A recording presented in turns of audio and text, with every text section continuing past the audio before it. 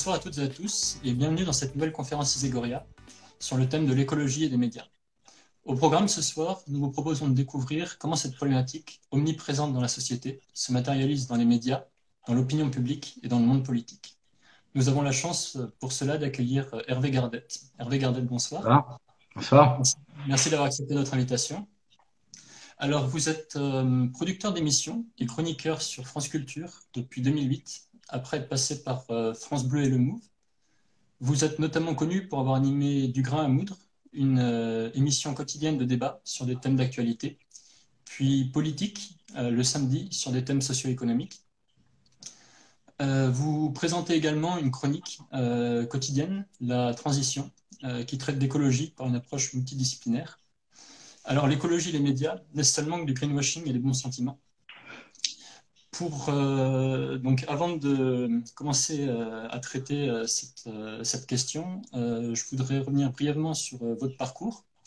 Comment, du coup, êtes-vous arrivé dans l'univers de la radio?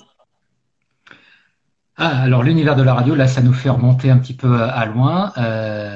Alors, je vais essayer de regarder ma caméra quand même, juste pour préciser aux personnes qui sont avec nous que je vais essayer de pas trop me regarder moi, parce que l'image est en bas et la caméra est en haut. Donc voilà. Hein. Est-ce que quand je vous regarde, quand je parle comme ça vous va?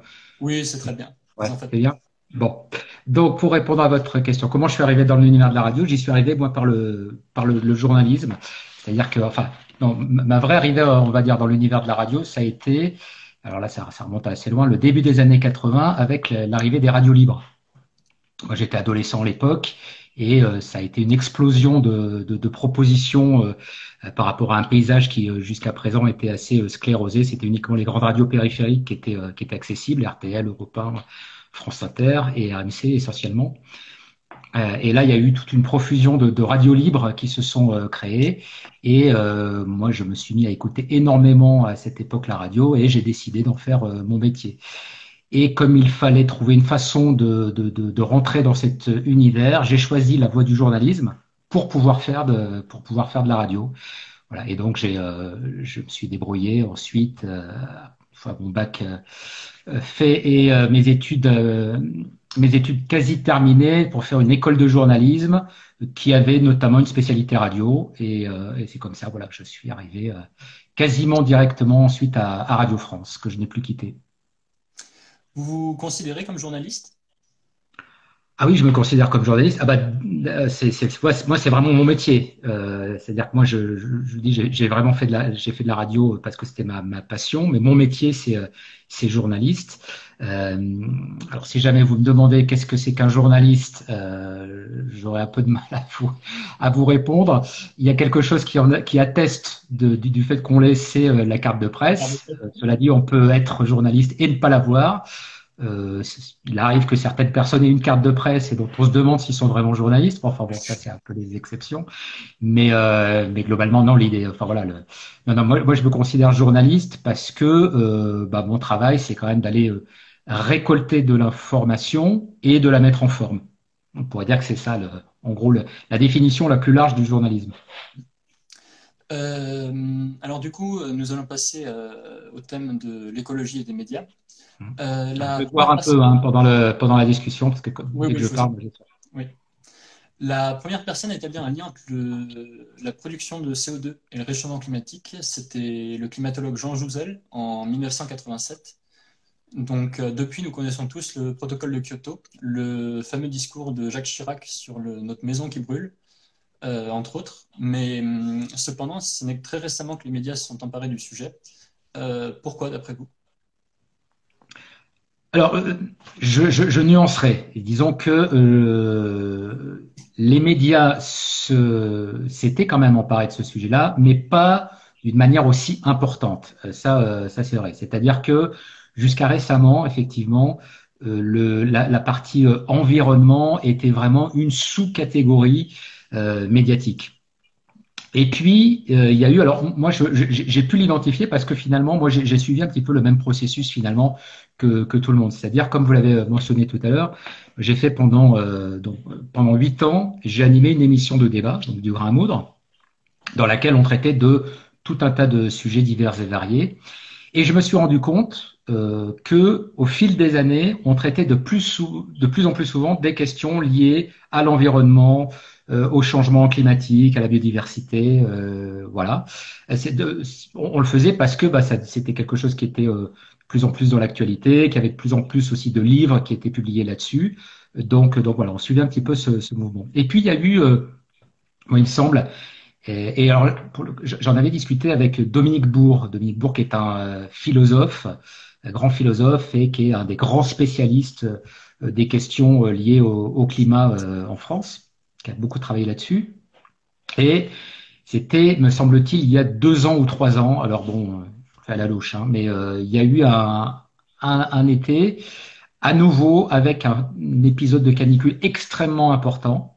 Donc déjà, il y a eu quand même prise de conscience que ces périodes de forte canicule, alors là je vous parle de la France hein, par rapport à l'intérêt médiatique, hein, mais en tout cas que ces périodes de canicule se répétaient de plus en plus fréquemment.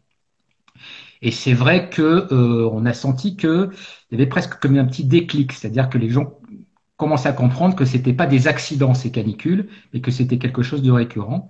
Et puis la même année, donc oui, ça devait bien être il y a 2 ans, à la rentrée, il y a eu la démission de Nicolas Hulot. Et la démission de Nicolas Hulot, ça a été vraiment un choc, ça a été un événement politique important parce qu'un ministre, en plus de cette envergure-là, qui démissionne et qui le fait comme ça avec fracas, c'est de toute manière un événement politique. Mais ce qu'il a dit, je pense que ça a aussi pas mal fait réfléchir, et notamment dans les rédactions. Et c'est vrai que dans les mois qui ont suivi, on a vu aussi, parce que c'est un sujet qui intéresse de plus en plus les gens, hein, de manière, les médias, ils s'adaptent aussi à ce qui est censé intéresser le public. On a vu à la radio, à la télévision et en presse écrite une part de plus importante prise par les questions liées à l'environnement. Donc voilà, moi je pense que c'est parce qu'il y a eu d'un peu ces deux électrochocs, mais qui venaient aussi sur un fond plus important, c'est-à-dire qu'on voyait même depuis des années, il y avait des choses qui se passaient, et puis il y avait aussi tout un tas de rendez-vous internationaux. Vous avez parlé du protocole de Kyoto, qui remonte déjà un peu, mais il y a eu aussi la COP 21 qui s'est passée à Paris avec l'accord de Paris sur le climat, qui a quand même été très suivi. Donc tous ces événements-là, au bout d'un moment, ça s'empile, et je pense que ça crée une prise de conscience. Alors, on aura l'occasion de revenir sur Nicolas Hulot. D'après un Que je ne sondage, connais pas personnellement, hein. oui, oui, mais d'après un sondage BVA réalisé en 2009, 69% des Français pensent que la production d'énergie nucléaire contribue fortement au réchauffement climatique, proportion qui passe à 86% chez les 16-34 ans. La route est encore longue. C'est-à-dire, précisez que votre question, vous voulez dire la route est encore longue par rapport à quoi? Par rapport au fait que les gens n'ont pas pris conscience qu'il fallait développer l'énergie nucléaire pour lutter contre le réchauffement climatique? Pas forcément, mais c'est peut-être avoir une distinction entre les risques inhérents justement entre le nucléaire et Ouais. la pollution, l'émission de dioxyde de carbone. Juste, Parce que ça montre quand même une méconnaissance en fait du public pour les causes importantes du réchauffement ouais. climatique. Le sondage, il date de quand, vous avez dit? 2019. 2019, d'accord, j'ai compris 2009 au départ, c'est pour ça que ça me semblait. Oui, alors je vous avoue que je ne connaissais pas ce sondage, et en plus entre nous, très franchement, je regarde très très peu tout ce qui est sondage, que ce soit pour les questions liées à l'écologie hein, ou pour d'autres choses. Vous demandiez tout à l'heure, bah voilà, si je me sentais journaliste, je trouve que les journalistes feraient bien de moins se référer au sondage, voilà, et plus s'en tenir aux faits. Non, mais pareil, cela dit, est-ce que ça veut dire que voilà, est-ce qu'il y a une bonne connaissance de ces questions-là dans le public? Non, c'est clair qu'il y a encore beaucoup de choses. Après, la question du nucléaire, elle est vraiment très compliquée. Moi, je vous avoue que depuis que je fais cette chronique, donc ça fait 1 an et demi maintenant, c'est une question que je n'ai jamais traitée de front. Parce que ça fait partie des quelques petites questions liées on va dire, à l'écologie qui clivent énormément et sur lesquelles il est difficile, je trouve, en tout cas, de trouver un juste milieu. Il y a celle-là et puis il y a la question des pesticides, par exemple. C'est-à-dire, effectivement, en tout cas, en termes d'émissions de carbone, l'énergie nucléaire est une énergie propre. En termes de construction des centrales, là, il y a forcément un impact carbone. En termes d'extraction des minerais, il y a aussi des impacts environnementaux. Voilà. Et puis après, il y a la question du risque à long terme avec les déchets. Alors là, c'est vrai que si vous parlez à des écologistes, ils vous diront oui, il y a un vrai risque. Alors c'est pas un risque en termes d'émissions de carbone, mais c'est un risque d'une autre nature. Je ne sais pas si j'ai répondu à votre question. Oui, relativement. Bon. Comment préparez-vous une chronique? Ah, alors une chronique, ça se prépare. Alors peut-être juste d'abord pour redire un petit peu ce que c'est que cette chronique, si vous voulez bien. Euh, Ça me permettra aussi moi de comprendre ce que je fais, hein. C'est toujours bien de réexpliquer ce qu'on fait, comme ça on comprend un petit peu. Donc c'est une chronique donc moi que je fais depuis 1 an et demi, qui m'avait été proposée par ma direction. C'est pas du tout quelque chose que moi j'avais envisagé de faire. On m'a proposé, j'ai trouvé ça intéressant. Et l'idée, pour ça que je vous le dis, après ça va vous expliquer un petit peu comment je travaille. L'idée, c'était à la fois donc, de raconter cette transition écologique, mais en partant d'un point de vue personnel, qui est le mien, c'est-à-dire en partant assez souvent d'éléments de ma vie quotidienne, et après en essayant d'aller à partir de ces intuitions, de ces constatations que je peux faire, d'aller chercher de l'information et à partir de ça, d'essayer d'amener une idée, une réflexion sur ces sujets-là. Donc, une fois qu'on a posé ça, ma chronique, moi, je la prépare au jour le jour, c'est-à-dire que je, je me fais des petites prévisions sur la semaine, mais comme je m'adapte aussi à l'actualité, en général, c'est chamboulé. Donc, le matin, je fais quand même en sorte de décider quel sera mon sujet du lendemain. Par exemple, scoop pour demain, j'ai préparé une chronique qui va s'intéresser à la politique environnementale de Valéry Giscard d'Estaing. Voilà. Là, pour le coup, c'est vraiment l'actualité. Je me suis dit, tiens, voilà, Giscard est mort. Qu'est-ce qu'il a fait pour l'écologie quand il était à l'Élysée? Donc là, d'abord, j'ai fait comme on fait désormais, hein, tout le monde, c'est merci Google. On regarde, je trouvais une longue interview du Monde en 1978 de Giscard sur ces questions-là, très intéressante, des vidéos. Bon, j'avais aussi un peu mes connaissances personnelles. Et puis, j'ai appelé le président d'une association qui est l'association française de l'histoire de la nature et de l'environnement. Bref, quelqu'un qui a travaillé au ministère de l'Environnement et qui travaille notamment au ministère de l'Environnement sous Giscard. Donc, il m'a un petit peu raconté voilà, ce qui avait été fait. Et puis, à partir de cette matière-là, je me suis mis à écrire ma chronique. Voilà. Là, enfin, c'est un exemple précis. Je n'appelle pas toujours des gens. Des fois, c'est à partir de livres que j'ai pu lire. Des fois, ça se limite à des considérations personnelles. Voilà, c'est assez variable. Avec votre... excusez-moi. Vous êtes bien évidemment face à votre micro lorsque vous parlez à la radio. Est-ce que vous avez des contacts de temps en temps avec votre audimat? Oui, alors on a, par rapport à l'audimat, alors j'ai pas un audimat précis sur la chronique. On a, nous, quelque chose qui s'appelle médiamétrie, alors c'est comme à la télévision. À la différence, c'est que nous, ça n'est pas au quotidien qu'on a ces chiffres-là. Et heureusement, parce que les gens de la télé, ça les rend fous hein, d'avoir leurs chiffres tous les jours. Donc voilà, si vous avez comment dire, si vous êtes un petit peu stressé, je vous déconseille de faire de la télé. Il vaut mieux faire de la radio parce que à la radio, les chiffres ne tombent que tous les 3 mois. Donc, ça laisse quand même des plages un peu plus tranquilles. Et on a ce qu'on appelle le quart d'heure par quart d'heure. Donc, on peut avoir une appréciation. C'est sur la base de sondages. Pour le coup, alors je disais que j'aimais pas les sondages, mais là, c'est des sondages, c'est-à-dire qu'il n'y a pas de petite boîte, il y a pas de petit boîtier dans votre radio ou votre smartphone pour savoir si vous écoutez la radio et laquelle. Et ce sont des sondages, donc des gens qui sont appelés et à qui on demande quelle radio ils écoutent, de quelle heure, à quelle fréquence, ce genre de choses. Et du coup, voilà, donc tous les 3 mois, on sait quelle est notre audience. Et là, il y a les chiffres de médiamétrie qui sont tombés il y a 15 jours à peu près. Voilà. Et enfin, alors, toutes les radios en général, alors quand les chiffres tombent, toutes les radios sont contentes, même celles qui diminuent. Voilà. On arrive toujours à trouver un lien, voilà. En l'occurrence, pour France Culture a battu son record historique ce coup-ci en étant à 3 points d'audience, ce qui pour une radio culturelle assez exigeante est vraiment un score assez important. Est-ce que vous constatez une hausse d'intérêt sur le sujet de la part soit de la direction, soit de l'audimat, justement?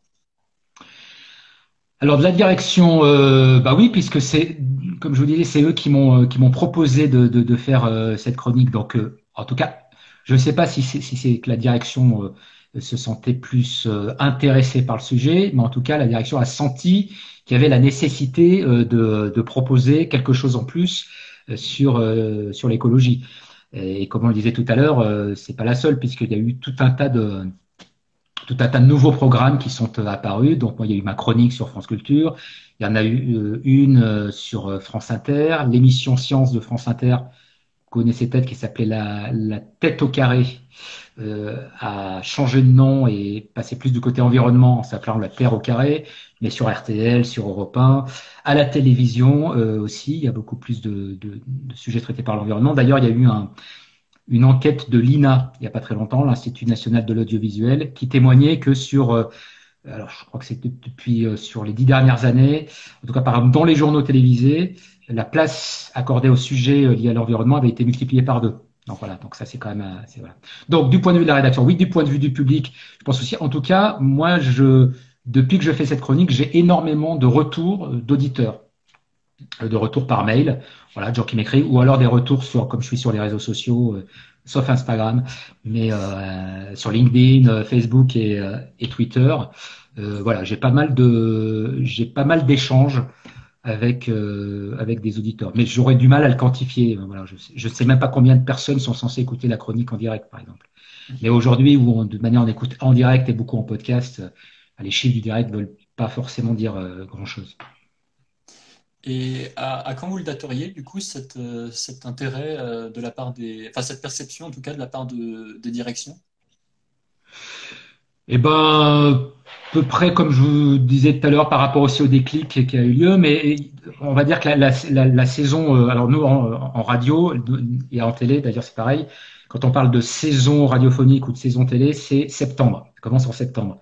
Donc pour moi c'est ouais, c'est la saison 2019, donc septembre 2019, où vraiment il y a eu un coup d'accélérateur qui a été donné un petit peu partout. Il y a eu aussi des grands raouts à la télévision. Il y a, je me souviens d'une émission spéciale qui avait été faite avec, il y avait notamment Nicolas Hulot, voilà, avec plein d'artistes et tout qui étaient là. Bon, je trouvais ça un petit peu ridicule où on demandait aux gens ce qu'ils étaient prêts à faire pour sauver la planète. Enfin bref.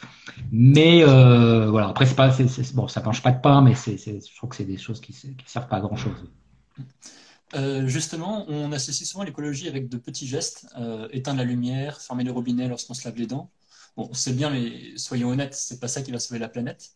Est-ce que ce ne serait pas un moyen de se donner une bonne conscience, de faire l'autruche en quelque sorte, pour préserver son confort en se disant que le problème se réglera sans nous? Ben oui et non. C'est-à-dire que moi je trouve que si on fait ces petits gestes-là, oui, il y a peut-être le fait de se dire bon bah voilà, j'ai fait ma part. En même temps, quand on est simplement comment dire dans une démarche individuelle, enfin plutôt quand on est un individu, vous n'avez pas beaucoup d'autres possibilités que ça. C'est-à-dire vous n'avez pas de pouvoir politique. Donc, à part effectivement faire attention à pas gaspiller, vous voyez, je sais pas, bon, acheter, essayer de ne pas renouveler votre garde-robe en permanence, je sais pas, bah, d'aller faire aussi vos courses un peu en vrac, de bien faire du tri, ce genre de choses. Enfin voilà, pas laisser couler l'eau quand vous vous lavez les dents. La panoplie des gestes que vous pouvez faire n'est pas si étendue que ça. Ensuite, ça passe à un autre niveau. Donc, peut-être que c'est une façon de se donner bonne conscience. En même temps, je pense que ce sont des gestes qui sont nécessaires. Parce que d'un point de vue, pour moi, éthique, je préfère quand même des gens qui font ça plutôt que des gens qui ne le font pas en disant de toute manière, ça ne sert à rien. Pour autant, est-ce que ça sert à quelque chose? Moi, je pense que ça ne sert pas à grand-chose. En tout cas, on va dire que c'est nécessaire, mais c'est loin d'être suffisant. Ce qu'il faut vraiment, c'est qu'il y ait des actions qui soient des actions politiques. Alors, quand on est un individu, quand on est des citoyens, on peut aussi mener des actions politiques, Alors, il y en a qui le font à travers la désobéissance civile, par exemple. Il y a un an, on parlait beaucoup d'un mouvement comme Extinction Rébellion. Moi, je suis très sceptique parce que je ne vois pas bien quelle est l'efficacité de ces mouvements. Au-delà du fait qu'on parle d'eux au départ parce que ils font des trucs un peu spectaculaires et puis après, mais bon, voilà. Ce qui est vraiment aujourd'hui très efficace, ce sont les actions juridiques. Il y a énormément de contentieux qui sont menés devant la justice sur des questions liées à l'environnement et au climat.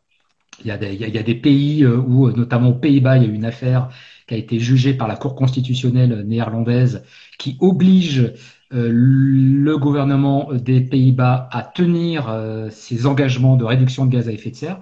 Donc cette action-là, elle est importante. Donc pour moi, voilà, c'est-à-dire ce qui est vraiment efficace, c'est quand on est en tout cas un citoyen, c'est pourquoi pas de participer à ces actions en justice. La deuxième chose, pour moi, c'est le bulletin de vote, c'est-à-dire que on peut aussi choisir des dirigeants, pas seulement au niveau national, hein, d'ailleurs au niveau local également, qui se préoccupent de ces questions-là et qui ont des programmes. Euh, mais après, pour moi, ce sont des décisions politiques. C'est là que c'est important. Et si vous aurez beau ajouter tous les gestes individuels, si derrière ça n'est pas suivi par le politique, ça ne changera pas suffisamment les choses. Vous en faites à titre personnel des gestes au quotidien? Oui, alors par exemple, je ne me connecte pas plus de 10 minutes sur Instagram pour pas trop polluer, donc je vais vous laisser. Non, je rigole.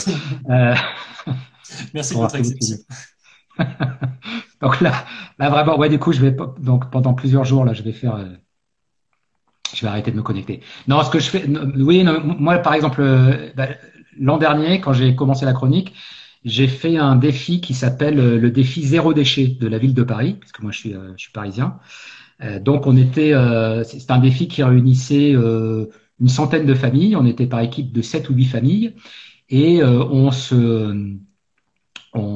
l'idée c'était, on partait d'un point A et on avait 6 mois et l'idée c'était de réduire au maximum les déchets qu'on avait. Donc d'abord en les triant au maximum et surtout de réduire les déchets non recyclables.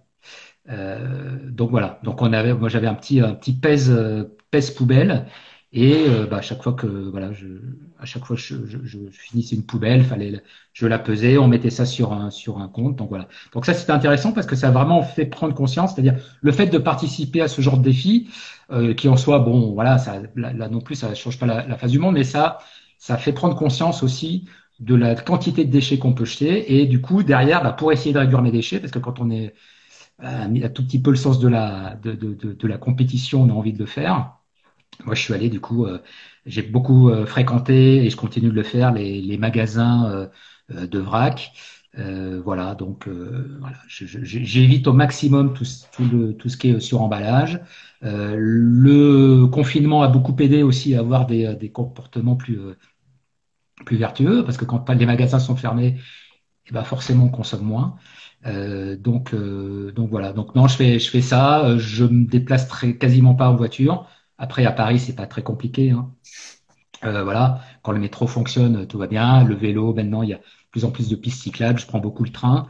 Voilà. Et puis après c'est des petits trucs. Là j'ai fini une chronique il y a pas longtemps où je racontais mes déboires avec les rasoirs. Voilà, mais voilà, voilà, j'ai arrêté par exemple la mousse à raser pour tout vous dire et je me suis acheté des pains de savon pour se raser. Enfin, ouais. C'est des petits trucs, hein, voilà, mais en même temps, c'est assez marrant à faire. Est-ce que vous avez entendu parler de décroissance?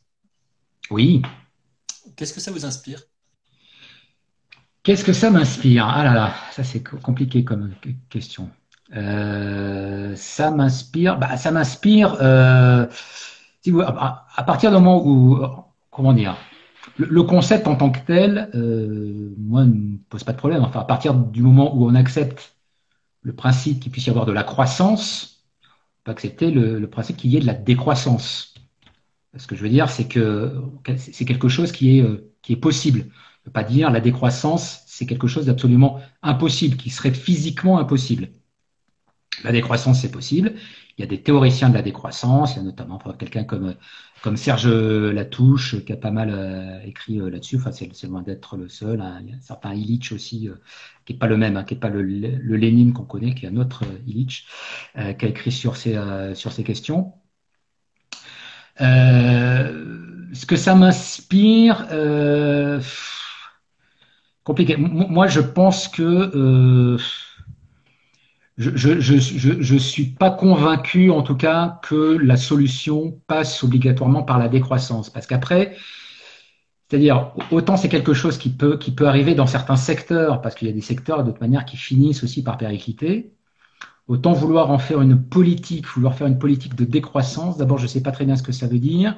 Est-ce que ça veut dire revenir en arrière? Donc, est-ce que ça veut dire, par exemple, faire comme si des choses qui existent n'existaient plus? Euh,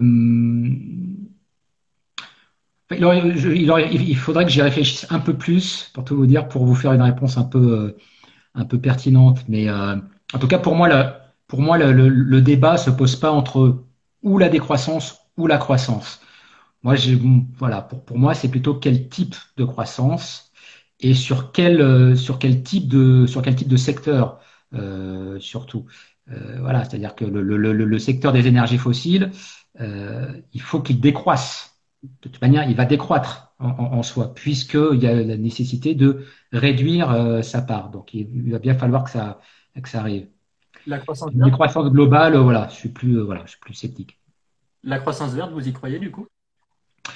Bah alors, la croissance verte, ça dépend ce qu'on y met, ça dépend qui la défend. La croissance verte, par exemple, vous avez quelqu'un comme Luc Ferry, vous connaissez sans doute, voilà, qui est philosophe, alors qui parle énormément de ça.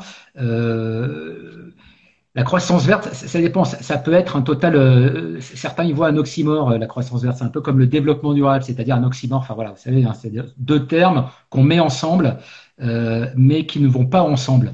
Voilà. Donc, est-ce qu'on peut faire de la croissance, en tout cas telle qu'on l'envisage, juste telle qu'on l'a envisagée jusqu'à aujourd'hui, en étant verte? Je ne crois pas. Est-ce que par exemple, de la même manière, c'est-à-dire le développement durable, si c'est pour continuer le développement économique, je parle surtout d'ailleurs pour les sociétés, pour les économies développées, hein. Les économies en développement, c'est différent. Mais pour les économies développées, le développement durable, c'est aussi un terme qui a été inventé pour un peu masquer le fait que, bon, c'est pas, on continue, mais on met un peu de verre dans nos trucs, c'est-à-dire on continue à produire là, je vais exagérer hein, évidemment, hein, mais on continue à produire des voitures qui marchent à l'essence, mais on en vend qui sont peintes en verte avec des petites fleurs dessus, quoi. Bon, voilà. Si c'est ça, donc, si vous voulez, je trouve que finalement, on peut, moi, ces termes-là, décroissance, croissance verte, développement durable, tout dépend ce qu'on en fait, en fait. Si vous voulez, moi, je j'ai aucun problème avec ces termes-là, mais on peut leur faire dire tout et son contraire. Donc, voilà, il faut toujours être un peu prudent avec dans le maniement ouais, de ces notions, je trouve, qui sont souvent très idéologisées. Nicolas Hulot, justement, en démissionnant, avait évoqué le poids des lobbies. Est-ce que la solution ne serait pas plutôt politique que citoyenne, qui a l'air d'être plutôt la tendance en ce moment? Ah, moi, je suis totalement convaincu par ça, hein. Pour moi, c'est le politique qui est au centre des solutions. Alors que les politiques, après, ça se fait à différents niveaux. C'est au niveau étatique. La COP 21 et l'accord de Paris sur le climat, c'est quand même une très très grande avancée en soi. Alors après, il faut que les décisions suivent et que les objectifs qui ont été fixés, qui ne sont pas des objectifs malheureusement contraignants, soient appliqués. Ça, c'est encore autre chose. Mais moi, je suis assez, on va dire, légitimiste, si vous voulez, c'est-à-dire je considère que c'est la loi, c'est la représentation qui a les cartes en main pour agir sur ces sujets. Alors après, il ne faut pas le faire contre les citoyens. Il faut que ça soit fait ensemble. C'est pour ça que c'est important de sensibiliser l'opinion à ces questions. Il ne faut pas le faire à l'écart, quoi. Voilà. Mais il faut pas laisser les citoyens faire les choses seuls. Quand les politiques le font, il faut aussi que ça soit accompagné, parce que sinon on se retrouve avec des mouvements comme le mouvement des Gilets jaunes. Il faut se rappeler hein, qu'à la base, l'idée c'est de faire une fiscalité écologique. C'est-à-dire, on augmente en gros le prix de l'essence pour que cette fiscalité aille financer la transition écologique, sauf qu'on se retrouve à précariser des populations qui ont besoin de prendre leur voiture, qui se sont révoltées. Et donc là, on a fait un peu on a fait de la transition écologique et solidaire, parce que c'est ça hein, l'intitulé du ministère. Bon, elle a été écologique, elle n'était pas assez solidaire, donc il faut que ça soit fait ensemble. Et pour moi, c'est le politique, c'est la loi qui est absolument déterminante sur ces questions. Pourtant, quand on regarde les résultats de la COP 21, il y a vraiment très peu de pays qui ont tenu leurs engagements jusqu'à présent. Ça risque pas d'être trop peu, trop tard. Bah, non, trop peu aujourd'hui, oui, c'est sûr, puisque pour le coup, les engagements ne sont pas tenus. La France, par exemple, avait révisé ses engagements à la hausse, mais a fait, a pour objectif de réduire de 40% ses émissions de gaz à effet de serre d'ici 2030. Donc, ce qui est quand même un sacré défi. Et au rythme qui est le sien pour l'instant, elle en sera loin. Ce qui ne veut pas dire que les émissions de gaz à effet de serre ne baissent pas. Alors, elles vont baisser pas mal cette année. Pour le coup, là, ça a été quand même un des effets positifs de cette pandémie, c'est que partout dans le monde, les émissions de gaz à effet de serre vont baisser.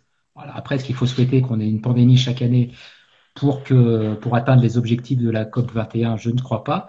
Mais c'est sûr, pour l'instant, c'est trop peu. Maintenant, il va y avoir bientôt, dans quelques jours, un sommet climat. Alors, c'est pas une COP, parce que la COP pouvait pas se tenir, elle a été reportée à 2021, ça va se passer à Glasgow. Mais il y a un sommet climat avec des pays un peu moteurs sur ces sujets qui va se faire. Il y a quand même eu des décisions, là, dernièrement, qui ont été prises, qui sont plutôt rassurantes. Par exemple, déjà, les Américains ont voté pour Joe Biden plutôt que Donald Trump. Donc, on sait que Joe Biden va réintégrer l'accord de Paris. Ça, c'est quand même plutôt une bonne nouvelle. Il faudra quand même après qu'il y ait des décisions qui soient prises, mais ça, c'est pas si mal. Il y a par exemple la Grande-Bretagne qui vient d'annoncer qu'elle renonçait, alors je sais plus à quelle échéance, mais aux véhicules thermiques. Ça aussi, c'est quand même un gros truc. Il y a en Allemagne, je crois que c'est en Allemagne, oui, où la part du renouvelable est passée devant la part de l'énergie liée au charbon. Et puis il y a la Chine, qui est aujourd'hui le principal pays émetteur de gaz à effet de serre. Hein. Aujourd'hui, c'est la Chine. Hein. Alors, rapporté au nombre d'individus, rapporté à chaque individu, les Chinois ne polluent pas beaucoup, qui sont très nombreux, mais rapporté au pays, c'est la Chine qui émet le plus de gaz à effet de serre et qui a annoncé, alors eux, leur échéance, c'est si ma mémoire est bonne, je crois que c'est 2060, 2050 ou 2060, et de baisser de 50% leur... Non, pardon, je vous dis une bêtise. Leur échéance, c'est 2060, et c'est d'atteindre la neutralité carbone en 2060. Alors, 2060, ça paraît loin, c'est dans 40 ans, mais la neutralité carbone, c'est quand même quelque chose. Ça veut dire qu'on n'émet pas plus que ce qu'on peut absorber. Et surtout, quand un pays comme la Chine prend une décision comme celle-là, la Chine, c'est pas la France, c'est-à-dire il n'y a pas le côté, bon alors on va prendre une décision et puis on va voir si les Français râlent ou pas, machin. C'est-à-dire, la planification chinoise, ils savent faire quoi. Et ils savent faire sur des décennies. Hein. Quand Deng Xiaoping arrive au pouvoir dans les années 70, il dit voilà, la Chine deviendra une puissance économique majeure. Ils ont réussi quand même. Hein. Donc voilà, donc il y a quand même des signes, je trouve, sont intéressants. Est-ce que c'est trop tard? Ça dépend pourquoi. Est-ce que c'est trop tard par rapport à un certain nombre de dégâts environnementaux? Oui. C'est-à-dire que de toute manière, le temps que euh, pardon, je suis un petit peu long, je ferai plus court sur les autres réponses, mais en fait, les gaz à effet de serre, et notamment le dioxyde de carbone, c'est un gaz qui reste longtemps dans l'atmosphère. Donc, les actions que vous avez aujourd'hui, par exemple, de réduction d'émissions de carbone, pour qu'elles aient un effet, leur effet, vous le sentirez en gros d'ici une vingtaine d'années. Voyez. Donc, ça veut dire qu'en gros, ce qu'on vit en ce moment, ce qu'on va vivre dans les prochaines années, ce sont des choses qui ont été faites dans les années 80 et 90. À cette époque-là, il n'y avait vraiment pas suffisamment de réduction. Donc, déjà, dans certains pays, ils en subissent les effets. La répétition des canicules, des événements un petit peu catastrophiques, événements naturels un peu catastrophiques qui se répètent de plus en plus, les très fortes pluies, par exemple, dans le sud de la France, ça, c'est lié à ça. Donc, le temps que ça s'atténue, il va falloir un peu de temps. Donc c'est déjà trop tard par rapport à ça. Après, est-ce que c'est trop tard pour sauver le monde, pour qu'il n'y ait pas la fin du monde comme certains le prédisent? Moi, d'abord, je ne crois pas, enfin, c'est pas un fait une question de croyance d'ailleurs, mais pas, il n'y aura pas la fin du monde. Le monde va continuer à exister et il y aura toujours des humains sur Terre. Moi, je ne crois pas du tout à la théorie de l'effondrement pour le coup. Vraiment. Voilà, non. Enfin, voilà, moi, enfin, d'abord, je ne sais pas ce que ça veut dire. Et par ailleurs, alors, ce qui est marrant d'ailleurs, c'est que, enfin, il y a beaucoup d'ingénieurs qui sont parmi les théoriciens de l'effondrement. Voilà, des gens comme Pablo Servigne, qui est un ingénieur, Philippe Biwix, qui est un ingénieur. Vous avez aussi quelqu'un, alors même il est un peu moins. euh, il y a un ancien ministre qui a aussi une formation d'ingénieur, comment il s'appelle? Je me souviens plus. Ancien ministre de l'Environnement, Marc, je sais plus. Bon, ça me reviendra. Bref, mais en tout cas, voilà, je pense que c'est trop tard pour un certain nombre de choses, mais voilà, enfin, heureusement que les actions d'aujourd'hui vont quand même. Voilà. Donc je suis plutôt optimiste. Mais peut-être que si on faisait la même conférence demain, je vous dirais l'inverse, hein. Pas possible. Est-ce que, est-ce que les hommes politiques et les membres de la fonction publique que vous avez pu rencontrer au cours de vos émissions vous donnent l'impression de maîtriser ces problématiques? Non. Alors, non, non, c'est-à-dire que euh, les politiques, ils viennent quand même, mais ils viennent tout doucement. Euh, D'abord, ça dépend des formations politiques. C'est-à-dire, alors évidemment, bon, je mets les écologistes à part parce que les écologistes, normalement, ils sont censés maîtriser ces questions, sinon ils ne seraient pas écologistes. Enfin, ça, c'est quand même, voilà. Mais l'écologie n'est pas réservée aux seuls partis écologistes. Heureusement d'ailleurs, parce que c'est une question de manière de plus en plus globale. Donc, c'est vraiment c'est des projets de société. Et c'est très bien qu'il puisse y avoir d'ailleurs des débats idéologiques sur quel projet de société on veut.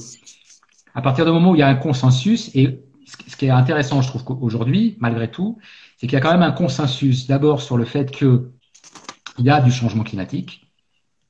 Aujourd'hui, à part quelques hurluberlus, on n'a plus de gens qui disent mais non, c'est pas vrai, ça n'existe pas. Cette question, quand même, elle est réglée. Les climato-sceptiques, il en reste, hein, forcément, hein, mais c'est que, voilà, il y a aussi des gens qui croient, paraît-il, que la Terre est plate, mais c'est pas la majorité de l'espèce, hein, comme on dit. Donc, il y a quand même un consensus là-dessus. Il y a du changement climatique. Et il y a un autre consensus qui est assez large, c'est qu'il faut qu'il y ait une transition écologique. Quand on dit qu'il y a une transition écologique, ça veut dire qu'il faut passer d'un modèle de développement à un autre modèle de développement. Là-dessus, globalement, la plupart quand on écoute les politiques parler de ça, ils sont d'accord. Après, est-ce qu'ils sont d'accord sur les moyens et est-ce qu'ils ont une connaissance précise de ces questions? Ça avance de plus en plus, mais moi je dirais quand même qu'il y a des formations politiques qui sont plus en avance que d'autres. Voilà. Je ne sais pas si je ne peux pas forcément vous donner lesquelles, mais en tout cas, voilà. Je trouve qu'il y en a, voilà. Euh, Après, alors dans la fonction publique, je ne saurais pas trop vous dire. Moi, ce qui me frappe quand même, et qui est le domaine que je connais le mieux finalement, qui est celui du journalisme, c'est que vous avez quand même aujourd'hui des émissions politiques longues, c'est-à-dire qui peuvent durer, je sais pas, une heure et demie, où vous aurez une personnalité politique face à des journalistes qui ne vont pas leur poser une seule question sur l'écologie, l'environnement ou le climat. Ce qui me paraît totalement aberrant, quoi. C'est-à-dire, c'est comme si actuellement on ne posait aucune question sur l'épidémie de Covid. C'est comme si pendant une guerre on ne posait pas de questions sur le conflit. Alors, on est quand même dans une crise climatique absolument énorme et vous avez quand même voilà. Donc, moi, je pense quand même qu'il faudrait déjà commencer par former les journalistes, parce qu'il y a des journalistes qui se spécialisent dans ces questions, mais pour moi, c'est une question totalement transversale. On ne peut pas être journaliste politique si on ne s'intéresse pas à ça. On ne peut pas faire de l'économie, du journalisme économique si on ne s'intéresse pas à ça. Enfin, comment dire, ça absorbe tous les domaines, quoi. Donc voilà. Vu que le temps passe, nous allons passer aux questions des auditeurs. Et justement, en fait, cette transition toute trouvée, une question de Charles qui demande pensez-vous que les médias aient un devoir de responsabilité face à la question environnementale? Bah, je dirais que les médias, ils ont un devoir de responsabilité par rapport à toutes les questions. Enfin, en tout cas, les journalistes ont une responsabilité qui est celle d'informer correctement. Oui, déjà, c'est pas si mal. Mais si vous voulez, il y a pas, enfin, comment dire, le, le- les médias ne sont pas là non plus pour se substituer. Enfin, on n'est pas des enseignants, quoi. On n'est pas des maîtres d'école et on n'est pas là pour dire aux gens, voilà ce que vous devez faire. Moi, je déteste ça, par exemple, quand vous avez, alors là, je ne les citerai pas, mais des fois dans certaines chroniques que je trouve un petit peu, à la fois un peu gnangnan, et où on vous explique, oui, alors, n'oubliez pas surtout de ne pas mélanger vos cartons avec vos bouteilles. Enfin voilà, je veux dire, on n'attend pas. Enfin, je veux dire, je vous dis voilà, c'est ça. Moi, je suis pas là pour faire de l'accompagnement des auditeurs. La responsabilité, elle est dans le fait que on est confronté à une crise qui est une crise importante, qui est une crise globale, et on ne peut pas faire du journalisme aujourd'hui, on ne peut pas informer sans informer sur cette crise, mais sans aussi aider les gens et donner aux gens des éléments pour réfléchir à ça. Parce que c'est ça qui est le plus important. C'est pas de dire, voilà, faites ceci. C'est prenez conscience de ça et aussi posez-vous les bonnes questions. Pour se poser les bonnes questions, il faut avoir tous les éléments en main. Donc la responsabilité, elle est de cet ordre-là. Mais elle n'est pas plus importante par rapport à ça que par rapport à tout un tas d'autres sujets. Hein, pour moi, c'est voilà. Une question de Violaine. Peut-on vivre aujourd'hui de manière écologique sans être relativement aisé? Ah, ben, alors, c'est une bonne question. Oui et non, je dirais. C'est-à-dire que quand on est relativement aisé, comme vous dites, alors ce qui est mon cas, euh, enfin, ce qui est mon cas, si vous voulez faire fortune, hein, c'est peut-être le cas hein, de certains étudiants ou étudiantes à Audencia, ne faites pas de la radio, hein, par contre. Enfin, ou ne faites pas que de la radio. C'est pas ce qui rapporte le plus. Ah ouais. Là, pour le coup, faites plutôt de la télé ou faites autre chose. Mais voilà, la radio, c'est pas ce qui est. Non, mais blague à part. Non, moi, j'ai en tout cas, moi, j'ai les moyens, si vous voulez, par exemple, enfin, d'acheter des produits, comment dire, qui seront des produits de qualité. Donc, je veux dire, je peux m'acheter de la bonne viande, je peux m'acheter du bio, je peux aller dans les magasins de vrac, parce que le vrac, qui devrait être moins cher que que les produits emballés, ça n'est pas le cas. Le vrac est plutôt plus cher. Donc, voilà, c'est-à-dire, j'ai un confort matériel qui me permet de faire des choix réfléchis. Donc c'est vrai que d'un point de vue du choix, oui, et de la diversité du choix, c'est vrai que c'est plus facile d'être écologique. Après, quand on a peu de moyens, j'ai envie de dire quelque part, on l'est, mais par contrainte, parce que quand on a peu de moyens, et ben forcément on consomme moins. Et quand on consomme moins, bah voilà, je veux dire, quand on a peu de moyens, on ne prend pas l'avion, par exemple. Là, l'avion reste, même si ça a beaucoup baissé, mais ça reste quand même quelque chose de cher. On ne part pas ou peu en vacances. Je vous dis, on consomme moins de vêtements, de choses comme ça. Donc, voilà. Et aujourd'hui, si on prend en tout cas la question en termes de riches versus pauvres, ce sont quand même les catégories de la population les plus riches qui polluent et qui émettent le plus de gaz à effet de serre que les pauvres. Enfin, si on prend par individu, quoi. Et Oui. là, voilà. Une question de Nathan. Une démocratie peut-elle tenir des engagements aussi difficiles que ceux tenus lors de la COP 21? C'est Oui, relatif à oui, ce que vous disiez par rapport à la Chine. oui. Non, non, non, mais je vois tout à fait le sujet. Non, alors, c'est une question vraiment. Enfin, toutes les questions étaient intéressantes, hein, mais, c'est vrai qu'aujourd'hui, en tout cas, il y a un débat moi, que je trouve intéressant, qui est de se dire, finalement, ces objectifs-là qui ont été fixés, ce sont des objectifs extrêmement contraignants pour les pays qui les ont signés. Est-ce que ces objectifs, on peut les tenir si on ne prend pas des mesures un peu autoritaires?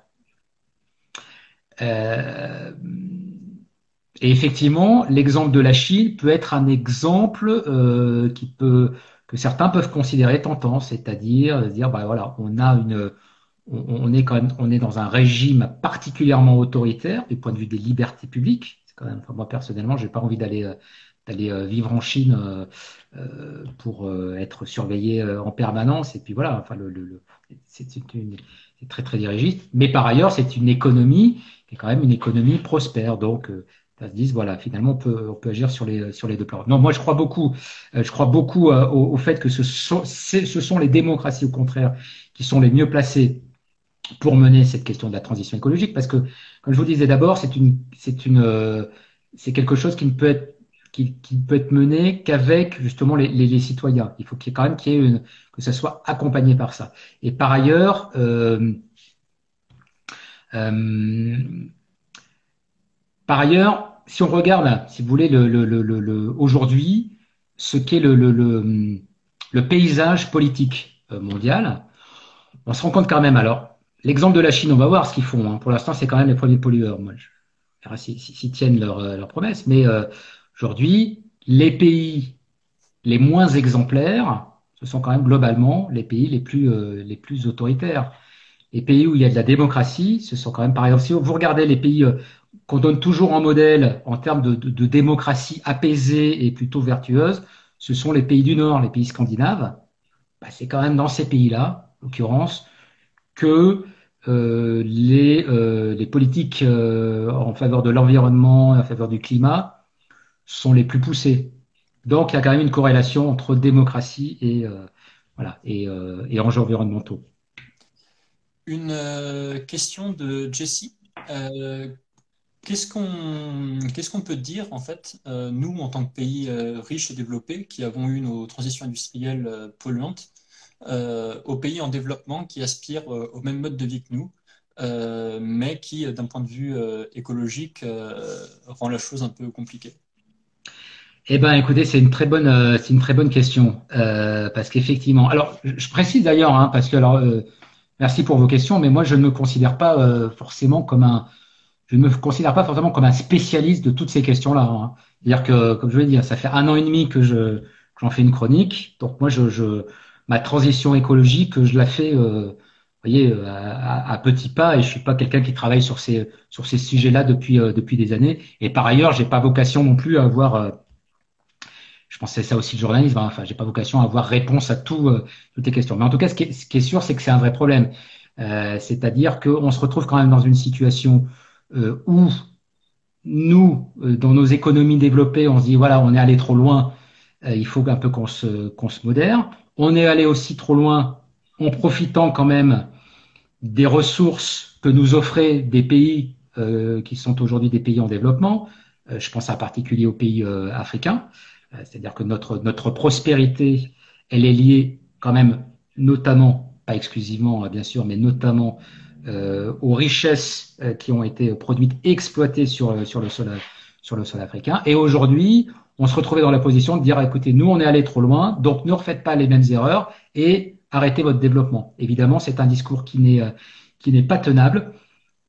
Et pour le coup, je pense que c'est un des vrais enjeux aujourd'hui. C'est un des enjeux les plus importants auxquels les pays sont confrontés. C'est-à-dire que finalement, moi, c'est moins la façon dont peut-être les pays développés vont, parce qu'on y est obligé, c'est-à-dire vont passer à ça, mais comment est-ce qu'on accompagne des pays qui ont besoin de se développer? Parce qu'on peut pas dire aux gens, voilà, quoi, enfin, non, non, ben non, stoppez tout, vous stagnez, et puis voilà, pour pas, voilà. Donc, il faut que les pays se développent. Et en même temps, en leur disant, mais ne profitez pas, par contre, du confort qui est le nôtre. Il faut trouver une façon de partager ça. Moi, j'avoue, voilà, je le sais, j'ai pas de, j'ai pas de solution. Ça, je pense que voilà, il y a des gens qui travaillent là-dessus, mais j'ai pas assez travaillé pour le coup sur cette question. Une question d'Adrien. Est-ce que vous ne voyez pas plus d'idéologie que de pragmatisme dans la question écologique? Ah bah, je vois les deux. Je vois les deux. Il y a de l'idéologie, mais moi, l'idéologie ne me dérange pas, si vous voulez. C'est-à-dire que enfin, l'idéologie dans l'écologie me dérange pas plus que que dans le socialisme, que dans le libéralisme, que dans le communisme, que dans le ce que vous voulez, quoi, que dans le macronisme ou enfin voilà. Enfin, je veux dire, moi, je trouve que ça bien qu'il y ait de l'idéologie. Parce que c'est du débat et parce que enfin voilà, c'est bien aussi d'avoir un corpus d'idées et des projets de société. En général, s'il y a des idéologies, il y a des projets de société. Après, ce qu'il faut pas, c'est qu'effectivement, c'est que les décisions qui soient prises ne soient conditionnées ne soient que des réflexes après idéologiques. Alors, c'est ce qui est beaucoup reproché aujourd'hui aux écologistes. Là, depuis en plus qu'ils ont conquis des mairies, notamment à Bordeaux et à Lyon. Et puis à Paris, où ils sont quand même assez forts. Nantes, c'est comment d'ailleurs, Nantes? Nantes, non, c'est écolo ou pas? C'est resté socialiste. C'est un peu socialiste, d'accord. Oui. Mais qu'est-ce que je voulais dire? Oui, on leur a beaucoup reproché, par exemple, alors il y a notamment eu l'affaire du sapin de Noël. Je ne sais pas si vous avez entendu parler de ça à Bordeaux. Voilà, le nouveau maire de Bordeaux. Bon, en même temps, il est pas malin, quoi. Il fait une conférence de presse et puis il explique qu'on va enlever un sapin de Noël.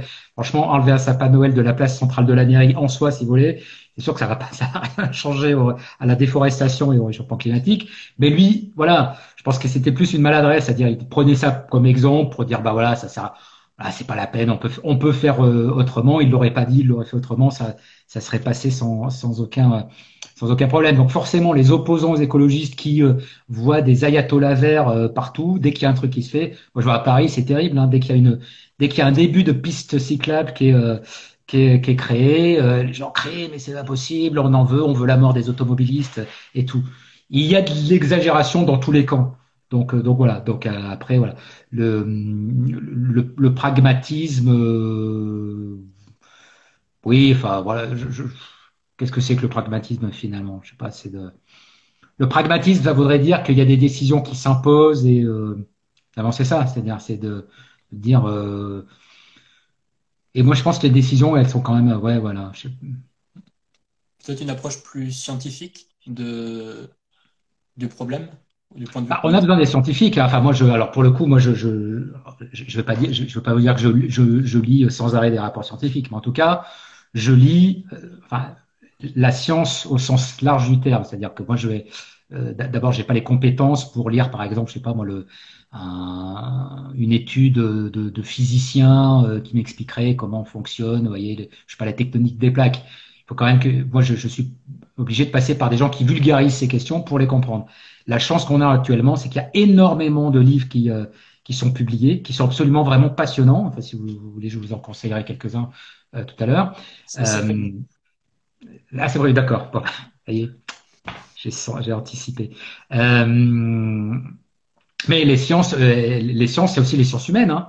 Donc, il y a de plus en plus d'économistes, il y a des sociologues, il y a des philosophes qui travaillent sur ces questions. Et cette expertise-là, elle est vraiment extrêmement importante. Après, moi, je considère que c'est un peu chacun à sa place, c'est-à-dire les scientifiques qui sont là effectivement pour faire de l'expertise scientifique, qui sont là pour conseiller, le politique, il est là pour décider. Donc il faut qu'il décide à partir de voilà. Et c'est pareil pour les journalistes, c'est-à-dire les journalistes, il faut qu'ils se basent sur voilà, sur des choses qui sont scientifiquement avérées, et après c'est à eux de faire leur mayonnaise quoi. Donc, nous arrivons à la fin de notre interview. Est-ce que Ouais. vous auriez 3 livres à nous recommander? Ah bah alors, vous voyez. Voilà, et c'était très proche, oui. Alors, donc alors, pour le coup, vraiment, j'avais pas prévu ça, mais 3 livres. Alors moi, il y a un livre de. Alors attendez, il se trouve que je l'ai là parce que comme je suis confiné, vous, ça se passe comment d'ailleurs à votre école? Vous êtes tous en télétravail ou? Oui, on est en distanciel au moins jusqu'en février. D'accord, d'accord. Alors moi, voilà, moi, je fais ma chronique en ce moment là depuis chez moi, donc j'ai un petit micro installé chez moi, et donc j'ai ramené pas mal de livres, et donc dans les livres. Alors attendez, je vais vous le chercher. Donc, alors un premier Excusez-moi, j'ai un livre, problème, qui est je celui-ci, ne vois plus et qui Monsieur est un livre de Grandette. vulgarisation qui est vraiment exceptionnel, moi je trouve, qui s'appelle donc, c'est l'Atlas de l'Anthropocène, qui a été écrit qui est publié aux presses de Sciences Po, donc Atlas de l'Anthropocène. Ça vraiment, je vous le conseille. C'est écrit par Alexander Rankovitch et François Gemène. François Gemène, c'est vraiment un des meilleurs spécialistes, un des meilleurs vulgarisateurs aujourd'hui de ces questions liées au climat. Il travaille par ailleurs aussi sur le sujet des migrations. Donc, il a notamment fait des livres sur les migrations environnementales. Et ça, vraiment, si vous voulez, voilà, introduction à ce qu'est l'Anthropocène. L'Anthropocène, c'est cette période géologique au cours de laquelle les humains ont une influence directe, on va dire, sur le système Terre. Donc, on considère que ça a commencé avec la révolution industrielle. Il y a tout, voilà, sur le réchauffement climatique, sur les océans, la acidification. Enfin, voilà, ce livre est vraiment exceptionnel. Ensuite, un autre livre que je pourrais vous conseiller, je vais essayer de changer un petit peu de registre. Il y a par exemple, ah oui, alors il y a sur les questions plus liées cette fois à la biodiversité. Moi, il y a un livre que j'ai vraiment beaucoup aimé. C'est, il faudrait pas que je vous dise de bêtises. C'est pas Histoire de la nature. C'est alors, c'est un livre qui est signé Stéphane Durand. Et je regarde en même temps sur mon téléphone. Stéphane Durand, si je fais nature.